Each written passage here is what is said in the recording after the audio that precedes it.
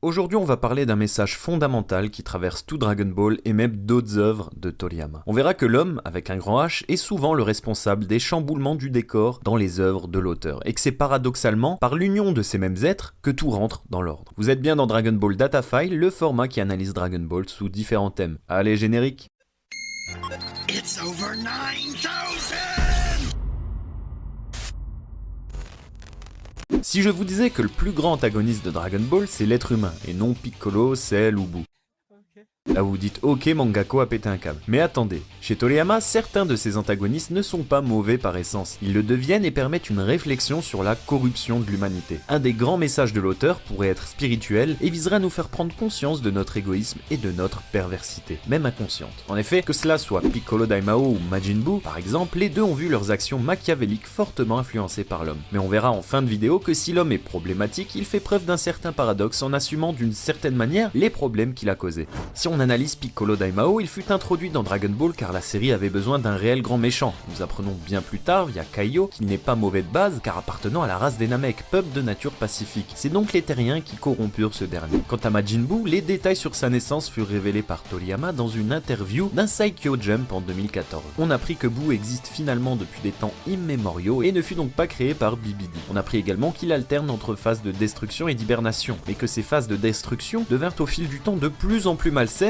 à force d'absorber les mauvais côtés de l'être humain. On pourrait finalement en déduire que Buu n'est que la matérialisation d'une part sombre de l'humanité. Pour autant, ce qui est sûr, c'est que ces deux méchants, donc Buu et Piccolo Daimao, développèrent ou renforcèrent donc leur côté machiavélique à force de trop fréquenter les humains. Et ça, c'est un thème récurrent chez Toriyama, la perversité de l'être humain. Enfin bref, revenons sur l'arc Majin Buu et faisons une toute petite parenthèse très importante pour la compréhension de cette vidéo.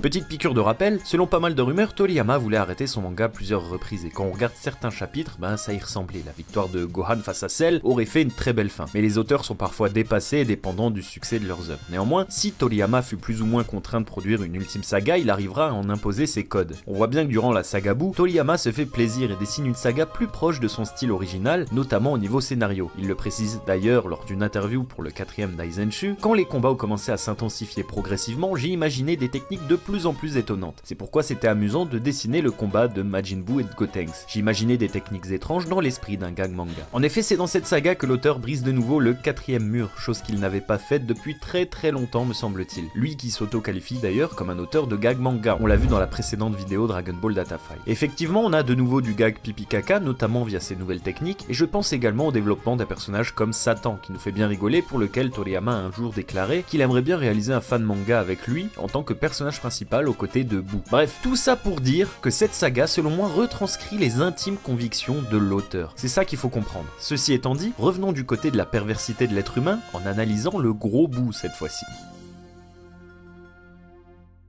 Il fut surtout influencé par Babidi qu'il félicitait et rendait normal le fait de tuer des gens. Sa relation avec Satan a carrément adouci le monstre. Comme quoi, l'être humain peut aussi avoir un effet positif, même si paradoxalement il s'appelle Satan. Et bien maintenant, rappelons-nous de l'instant où Buu va soudainement péter un câble à un moment de l'arc, allant jusqu'à se scinder en deux et provoquant ainsi l'apparition d'une version purement mauvaise de lui-même. Bien c'est quand deux humains s'amusèrent à faire tout et n'importe quoi en raison du chaos qui régnait sur Terre à cause de Majin Buu. Ces deux bolos vont s'en prendre au petit chien de Satan, le petit Bi, avant de s'en prendre à Satan lui-même. Ces actes de méchanceté gratuite seront la goutte d'eau qui va littéralement faire exploser Buu de rage, de haine et de colère. D'ailleurs, la scène où les bandits du désert vont tirer sur le jeune chien de Satan me rappelle une des toutes premières scènes de Dr. Slump quand des chasseurs vont tirer sur un ours dont s'occuper à râler. Comme quoi, Toriyama avait déjà certaines idées quant à la nature humaine et ce bien avant Dragon Ball. Et ça, c'était le cas pas seulement dans ces deux grosses œuvres. Si je prends Kowa par exemple, un one-shot de l'auteur sorti en 1997, environ 2 ans après la fin de Dragon Ball. Et bien à un moment, bon je vous passe tout le contexte, mais il y a un mec qui arrive à battre un démon qui foutait le bordel dans une forêt. Et au lieu de le virer, après lui avoir mis une rouste, il le laisse finalement dans cette forêt. Et un ami qui l'accompagne lui dit mais t'es fou, c'est à cause de lui justement que la forêt est devenue un endroit effrayant où personne ne vient, tu comptes vraiment le laisser s'en sortir? Et là, l'humain donc, celui qui a mis une raclée au monstre, au démon, il répond oui peut-être, mais grâce à lui, cette forêt est restée intacte. Les hommes n'ont pas pu la détruire, c'est peut-être mieux ainsi. Voilà. Et je vous assure que si vous parcourez toutes les œuvres de Toriyama, il y aura, de manière plus ou moins explicite, toujours très souvent une critique de l'homme. On le voit souvent dans Dragon Ball avec avec ceux qui ne peuvent monter sur Kintone car ils n'ont pas un cœur pur. On a même un personnage du village de la petite Snow, rappelez-vous, quand Goku allait à l'assaut de la Muscle Tower dans les débuts de Dragon Ball, un personnage qui nous disait qu'il y a de moins en moins de Kintone dorénavant, alors qu'avant c'était beaucoup plus fréquent. Et cela car de nos jours, les gens sont devenus moins aptes à en posséder car leur cœur est de moins en moins bon. Et dans ce même arc de la Muscle Tower, le type le plus gentil que rencontre Goku est un être artificiel, Hachan, encore plus bon que les humains eux-mêmes. Très paradoxal. Selon moi, ce qui expliquerait cette croyance de l'être humain corrompu, consciente ou non de la part de Toriyama, pourrait être le fait qu'il soit un paysan de base. J'en parlais dans ma vidéo sur l'humour, et on sait que notre vie, notre éducation et d'autres choses forment un tout qui participe à notre construction et nos goûts et nos envies. Et bien je pense que le maître, à travers sa vision campagnarde des choses, ressent un côté malsain chez l'être humain de base, celui des grandes villes j'entends, et cela se ressent à travers sa bibliographie. Dès lors, pour lui ces personnes sont une certaine élite, plutôt imbues d'elles-mêmes et aveuglées par leur fort pouvoir d'achat. L'être humain de base serait donc un être incarné par des valeurs superficielles et plutôt qualifié péjorative en général, ce qui expliquerait pourquoi ce sont très souvent les êtres humains les premiers responsables d'une impureté grandissante chez les antagonistes de Dragon Ball. On le voit bien d'ailleurs dans Dragon Ball, on a les paysans d'un côté et de l'autre ceux qui habitent les grandes villes, qui ont des belles voitures, des grands magasins, dépensent beaucoup d'argent, en bref, des valeurs souvent qualifiées de superficielles. Tout à l'heure, on a évoqué Boo et Piccolo Daimao, et on remarque que cela fonctionne également pour tous les autres grands méchants de Dragon Ball.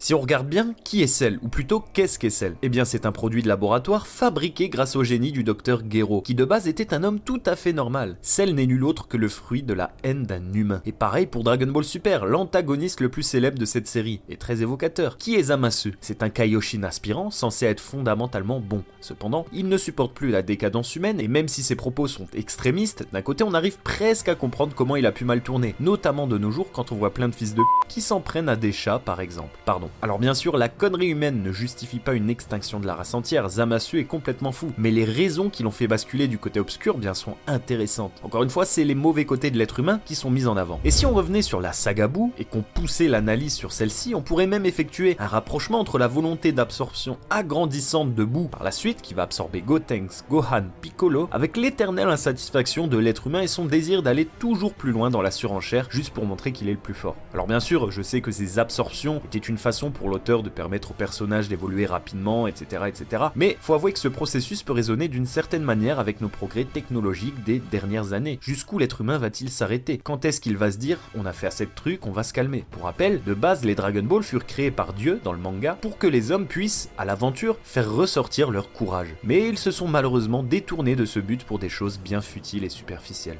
D'ailleurs, on pourrait même faire le lien avec l'abus d'utilisation des Dragon Ball de la part des êtres humains, aboutissant aux antagonistes principaux du dernier arc de Dragon Ball GT. Au final, si on regarde bien, quasiment tous les antagonistes de Dragon Ball Super, Dragon Ball GT sont issus des péchés de l'homme. Et en parlant de péché, rappelez-vous qui est l'antagoniste du tout premier film Dragon Ball, premier du nom. Eh bien c'était Gourmet, un être humain transformé en monstre de par sa gourmandise, son insatisfaction culinaire, son appétit insatiable, son égoïsme, lui qui en voulait toujours plus, et qui ne voyait plus les choses simples de la vie. Eh bien ça ne m'étonnerait pas que Toriyama avait déjà quelque chose à voir avec ça, tiens. Dès le début on était déjà dans le thème.